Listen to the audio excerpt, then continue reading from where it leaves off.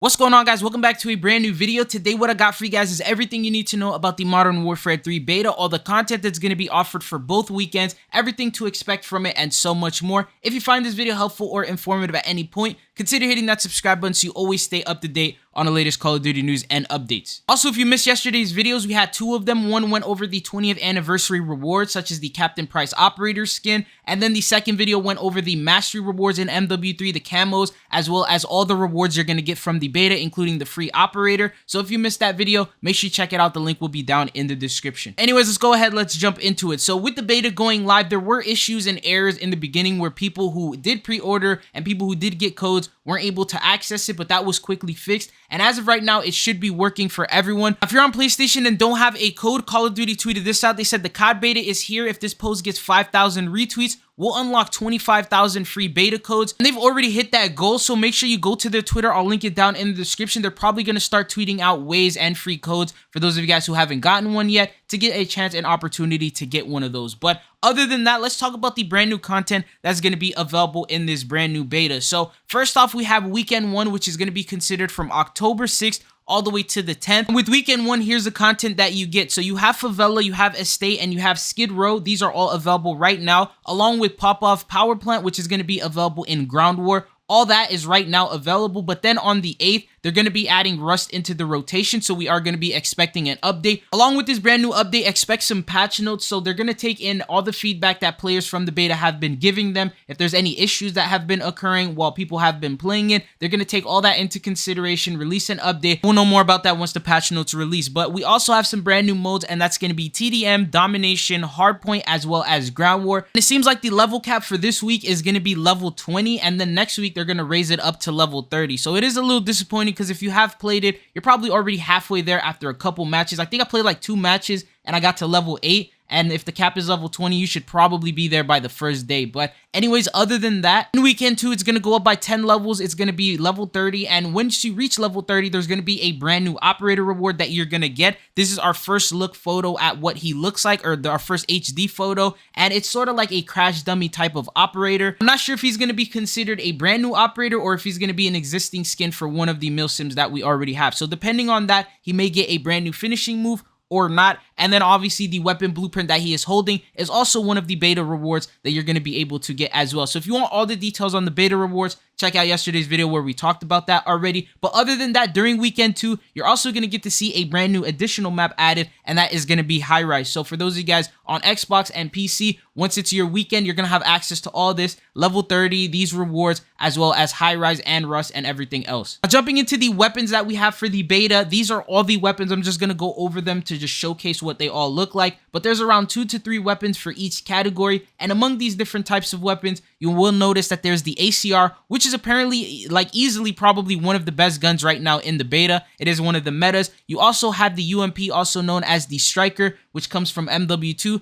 That one is pretty overpowered as well, probably my favorite SMG right now in the game. And then there's other types of weapons which I haven't gotten a chance to use yet. So there might be more metas and more overpowered weapons later on once we max out our levels and get a chance to use all of these. Now jumping into your weapon loadout, as it is with every single Call of Duty, once you hit level 4, you now have access to create your own custom loadouts, your own custom weapons, and all that good stuff. Now with the new perk system, you have gears, you have boots, you have gloves, as well as you have vests. The thing is with the vests is when you click on them, depending on which vest you use, it will alter your loadout. Some slots are going to be available, some slots will be removed. So it really truly depends on which vest you plan on using. I would recommend that you pick the vest first before you mess with the rest of your loadout, before you touch the lethals, the tacticals, the perks, and all that other stuff. Make sure you do the vest first, so that way if it removes or adds anything, you are aware of that before you start. And then obviously the weapons and the tuning and the adjusting, all that is the same exact way as it is with MW2. The aftermarket parts I don't think are here in this beta as of right now.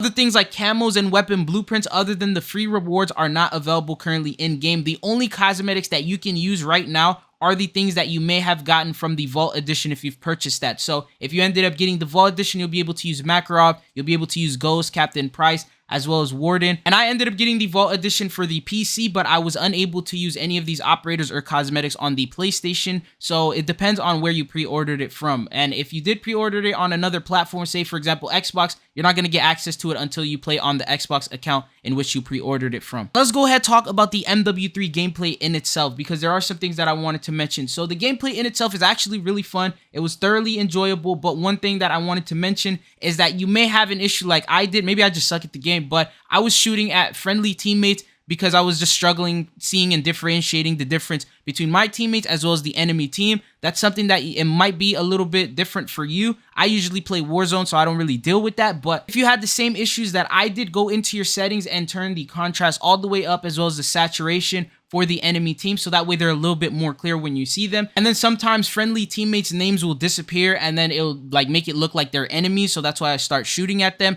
And that's just one thing that it could be my problem, but I'm not exactly sure if other people are having this issue or not. Another thing is the sliding, which it was advertised that the sliding got a huge update, but there is a big fat delay when it comes to the sliding. So after you finish a slide, it feels like the same way it was with MW2, where it would just be huge delay. Now, I'm not sure if this is a bug. I'm not sure if you need a particular type of vest or a gear or some sort of perk in order to make it better. But Charlie Intel noticed this as well, and they ended up posting on Twitter saying that this was not in the build that they ended up getting a chance to play on, so it could end up being a bug, or maybe there's some sort of a perk that was in their loadout when they played the game. But those are the only issues that I ended up noticing about this. If you have any issues or problems with that, make sure you comment it down below. Make sure you also tweet it at them and just do like a survey if they end up asking for one, because all the feedback that you give during a beta really helps during the full launch of the game. We do want this game to be a good one, so definitely make sure that you give them all the feedback that you have. And there might even be millions of other players that share that same exact opinion, so if you speak up, maybe other people will notice and they'll also start speaking up as well, and that will help towards the game being better, because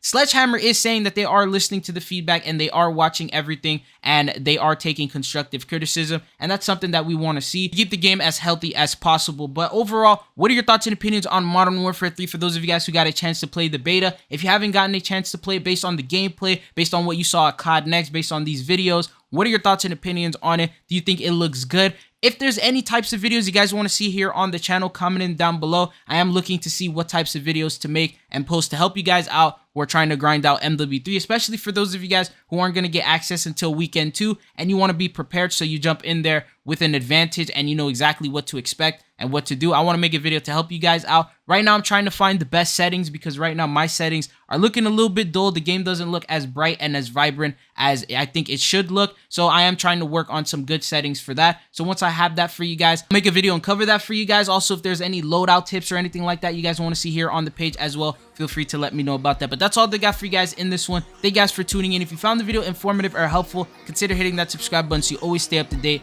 on the latest Call of Duty news and updates.